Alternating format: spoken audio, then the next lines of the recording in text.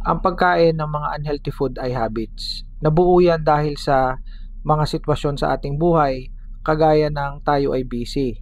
So kung dati tayo ay may habits na magluto ng pagkain na healthy, kagaya ng gulay na may isda, o kaya ay kumain ng prutas regularly, so nalilimutan na natin ito. Napapalitan na ito ng mga habits na kagaya ng mga pagkain ng mga madaling i-prepare. Ito yung mga instant food kagaya ng noodles, kagaya ng mga pansit canton, kagaya ng mga dilata, kasi nga naman napaka-convenient. O kaya bumili ka lang sa convenience stores at okay na, makakakain ka na ng umagahan, tanghalian, hapunan.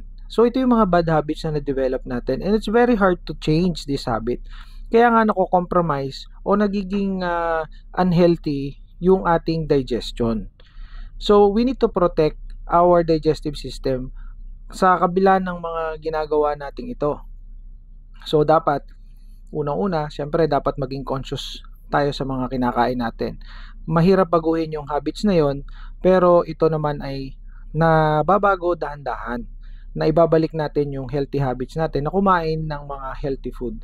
So pagka ganito, kailangan nating protektahan ang ating digestion or ang ating digestive system sa pamamagitan ng pagtitake ng probiotics. Dahil kapag ganitong mga unhealthy food ang kinakain natin, nako-compromise yung mga good bacteria sa ating tiyan, sa ating bituka, which is doon mas marami ang mga bacteria, ang mga good bacteria, nako-compromise yun.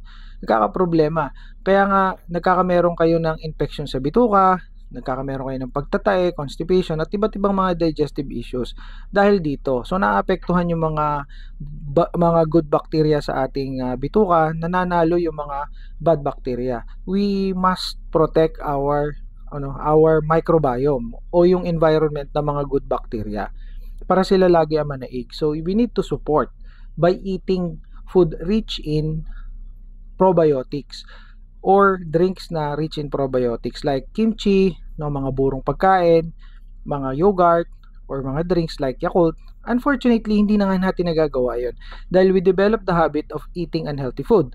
So, we must get it from other sources na convenient. Kagaya ng capsule. So, may probiotic capsule ang Daily Plus. So, ito ay iti-take nyo lang once or twice a day, morning and dinner, 30 minutes before meal. So, very convenient ito dahil kung kayo ay busy, lagi kayong on the go, so ito ay pwede nyo ilagay sa bag, pwede ninyong ilagay sa opisina, o kaya ay kung nagta-travel kayo, sa maleta ninyo, sa bag ninyo, and ito na, ready na. Mapoprotektahan nyo na yung inyong digestive system, ang inyong bituka. So, mai-enrich nyo ang inyong bituka ng mga probiotics or ng mga healthy bacteria.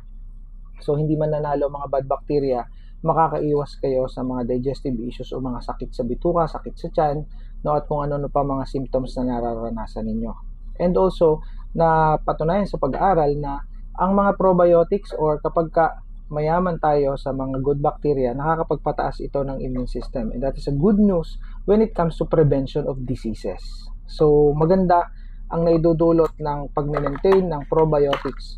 Itong Daily Plus ay affordable and safe.